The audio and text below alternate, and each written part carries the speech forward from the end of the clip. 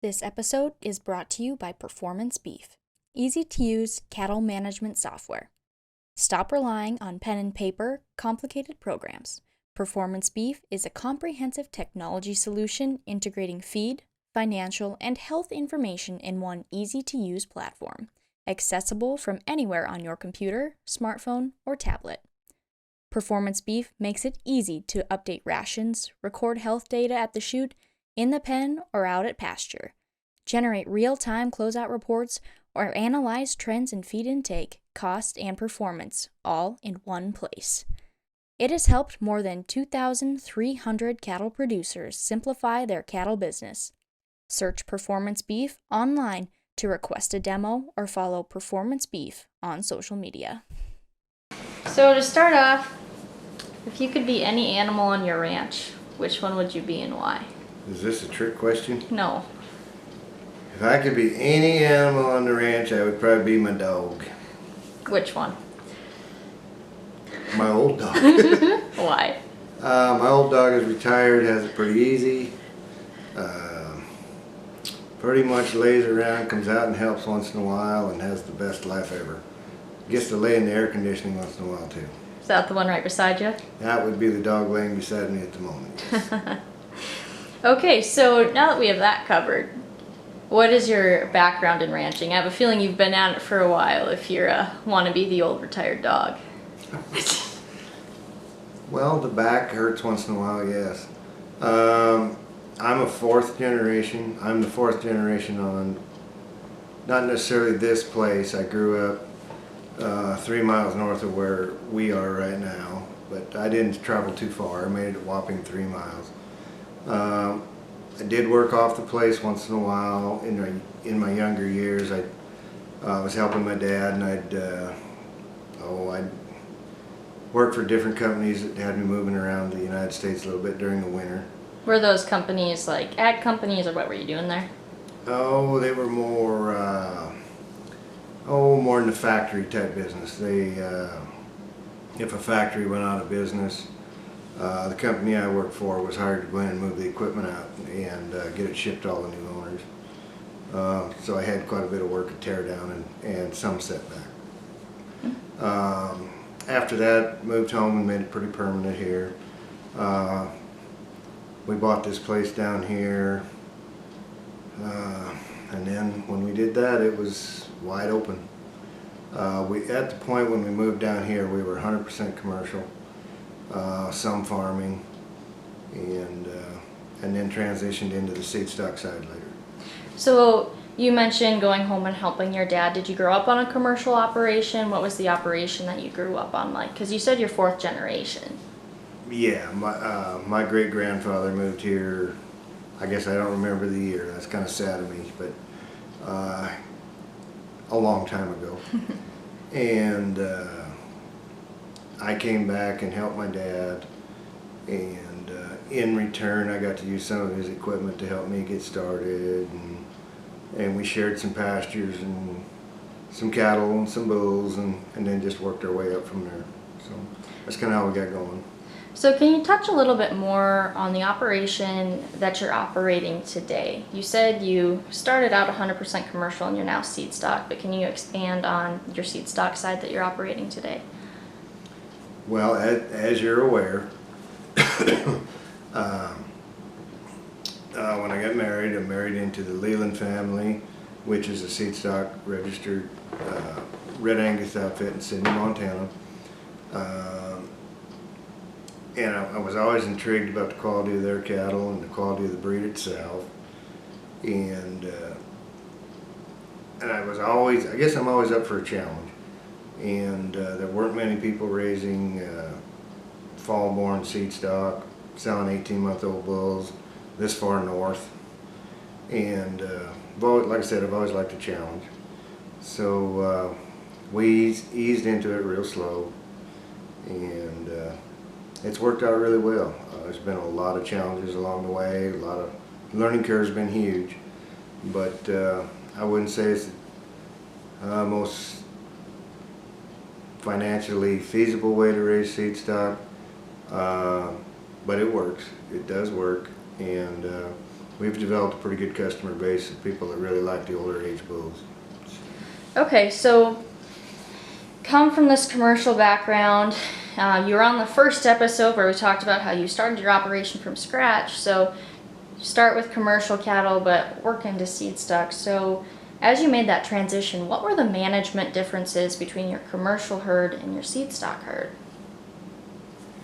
Well, there was quite a bit of difference there because our commercial herd was a spring calving herd.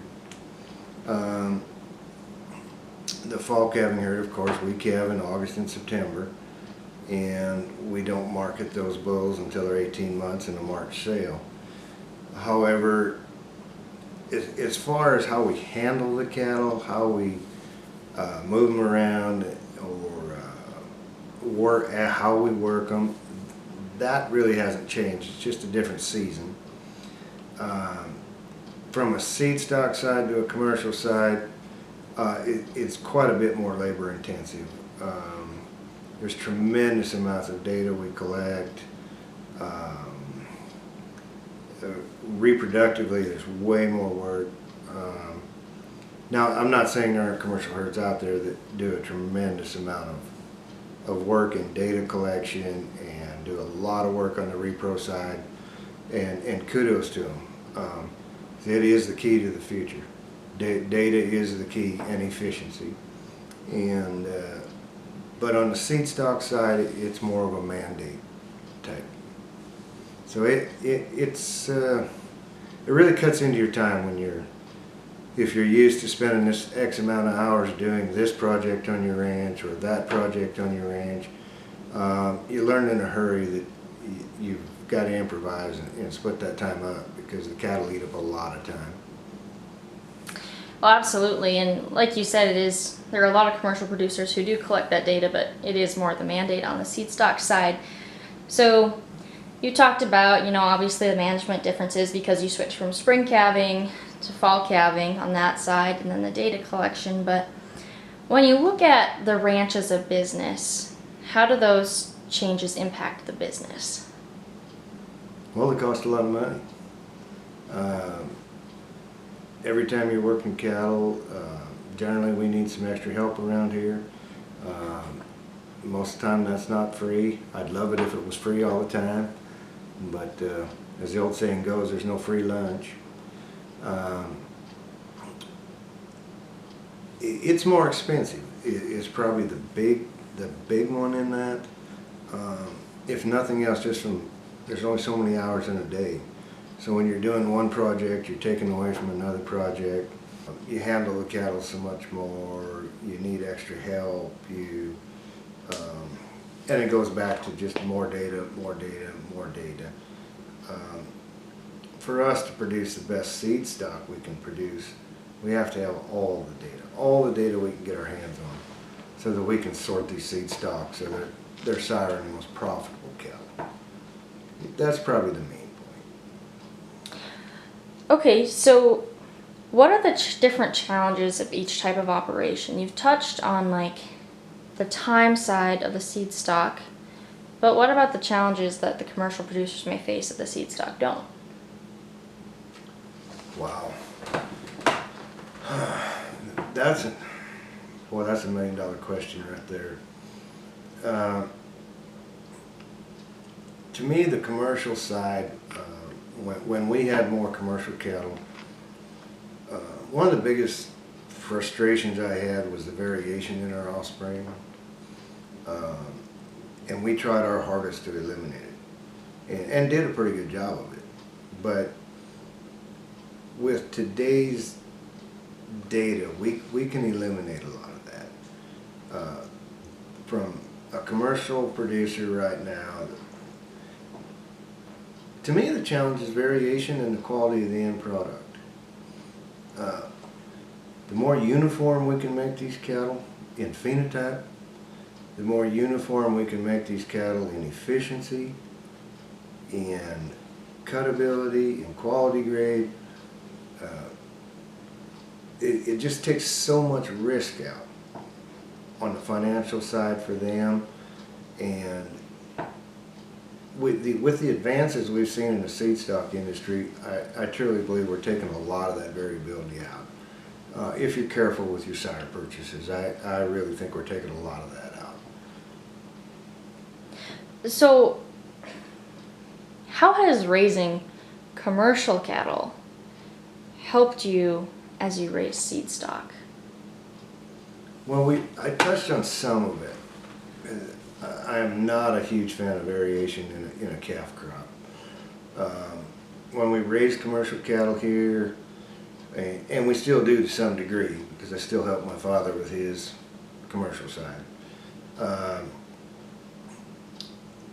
One thing that's really helped is that we fed our own cattle out a time or two, maybe a little more than that even, but and we always tracked our cattle as far as we could track them. You know, that's not always possible, I understand that, but finding out what your end product is probably the biggest key you can ever have if you're going to try to move your cow herd to a more profitable position. And I think that background really helped me as I move forward in the seed stock side. Just putting it in a nutshell, that's probably the simplest answer I could give you. Well, in that sense, you didn't start at the end of the supply chain, but as you moved to seed stock, you kind of moved towards the beginning where you were working on supplying more of the genetics for the beef that would go into the supply chain. Exactly, yeah. What we focus on here is our end product all the time. Now we will never sacrifice the maternal aspect. Maternal is so important in the commercial side. That good maternal cow that breeds back every time, on time, brings in a live calf and a good calf, good udder, just easy fleshing. That's your base. You have to have that base. Everything else after that is kind of the ice cream or syrup on your ice cream or whatever you want to call it. But it's crucial. Your end product is crucial. And this industry needs to do, in my opinion, needs to do a little better job of making sure we know where that end product's going to be when we put those cows on a pot. Oh, absolutely, and traceability is a huge, well, it's been a hot topic for a long time, but it's interesting to see the technology that's coming out and the challenges the industry's facing with trying to implement that and everything. Traceability, we've been hearing the word traceability for a long time, but in my opinion, we've been hearing it so long, it's already here. If you don't believe me, go sell a really crappy set of feeder cattle and see if they come back and buy them again. They know where they came from. Traceability right now to me is just making it easier and easier to go back to the ranch. And accountability is not a bad thing. It's a good thing if you're trying to move an industry forward. Well, absolutely. So shifting back to making that transition from commercial to seed stock, what would you say is one of the main challenges you faced when shifting your focus to the seed stock side? Well, I guess I'd probably say that when I shifted to the seed stock, probably the biggest challenge was thinking is build it and they'll come. And it don't work that way. It's taken a lot of years to build a trust factor with the commercial industry. It takes a lot of years to find people within the commercial industry that have the same thought process you do. Because as you know, as you build a seed stock herd, our thought process on what we consider the perfect cow, what we consider the perfect bull, what we consider the perfect end product, that varies from ranch to ranch to ranch. But one thing that doesn't vary ever is profit. So once we got less variation in our cattle, the cattle are all profitable for the most part. The ones that aren't profitable are not seed stock. We started having a lot more success. And it takes time. It does not happen overnight. It just takes time. So in a nutshell, I guess to sum it up, I would say building a customer base. But the customer base it's hard to come by and easily lost. It's a lot of work, and it's a lot of explaining what your principles and thought processes are within the industry. That's probably the shortest version I can give you to that answer, because there's a lot of metrics involved in that. But yeah. Okay, so, and this kind of ties into what you just said with the challenge, but was there anything else you really didn't expect about the Seedstock side when you transitioned to it? Was there anything that surprised you about it as you dove deeper into that business and committed? The biggest one was the time. Tremendous amount of time. Your customers are calling, wanting help, wanting advice, or this worked and this didn't work. Can you help me get through this? And I love that.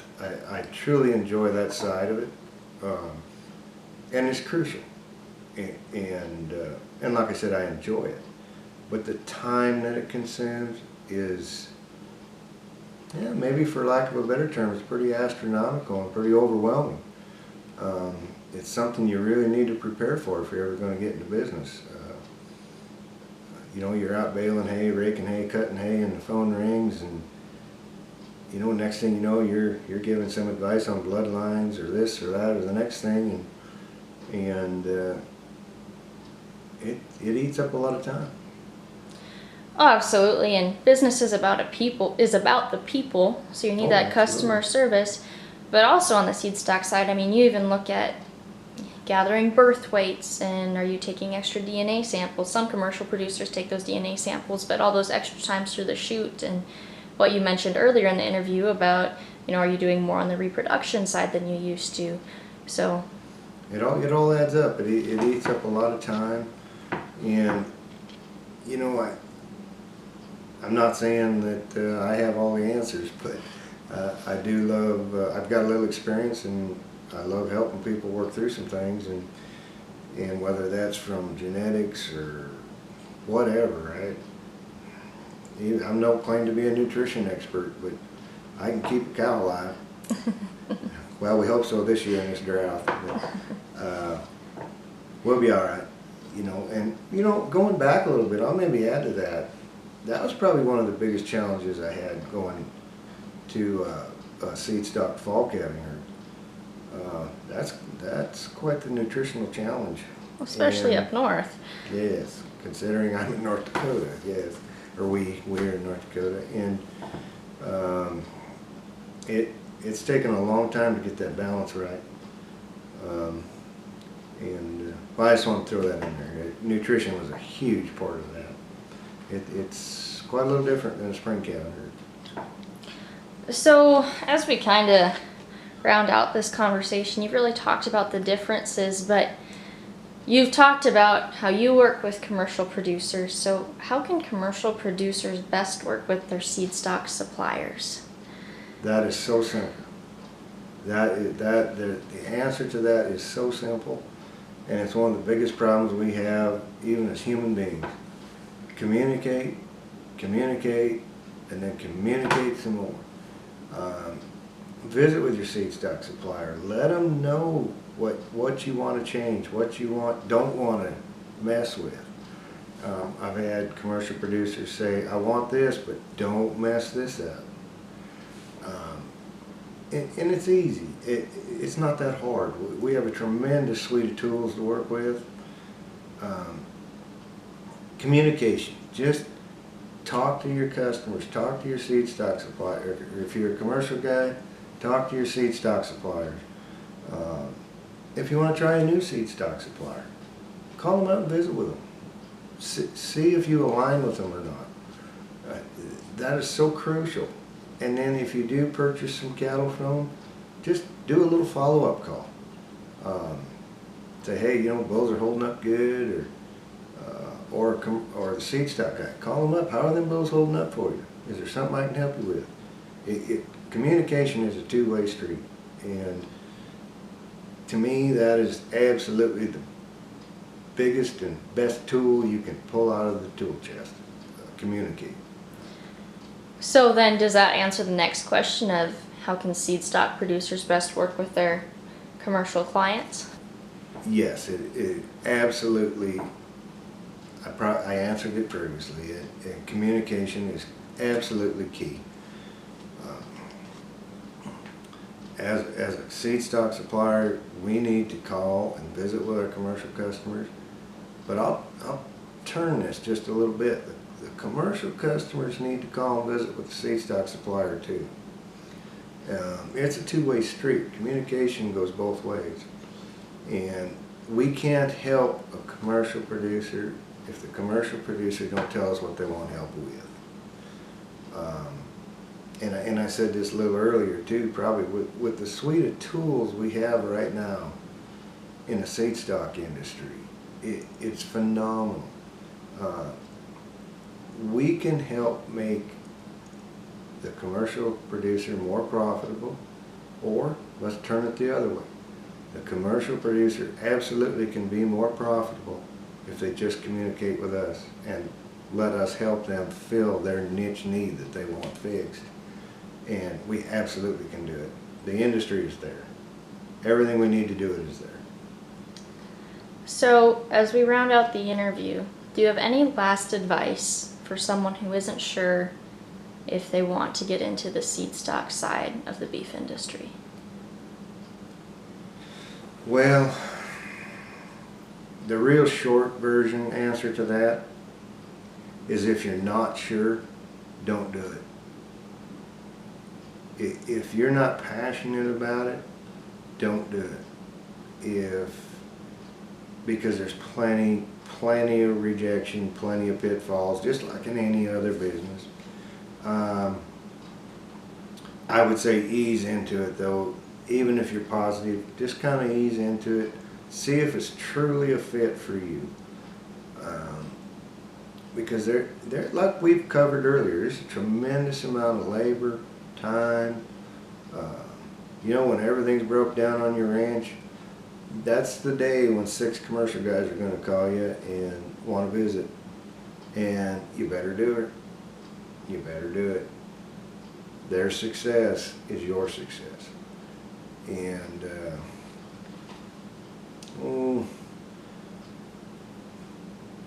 there's probably one more there is one more, not probably. There is one more. You better be talking to your Creator every day. In anything you do. Check with Him first. Then check your passion. And if you still have it, go for it. It's a great business. It really is. It's a great business. I love it. I truly enjoy it. I love delivering bulls. I love getting on ranches. Yeah, I just love looking around, seeing how people do things different than I do. I'm still learning every day too. And I learn a lot from our commercial industry and our customers, and I hope they're learning too. It's a two-way street. Plain and simple. Two-way street. All right. Well, thank you very much for being on the show today. Not a problem. This episode is brought to you by Performance Beef, easy-to-use cattle management software. Stop relying on pen and paper, complicated programs. Performance Beef is a comprehensive technology solution integrating feed, financial, and health information in one easy-to-use platform, accessible from anywhere on your computer, smartphone, or tablet.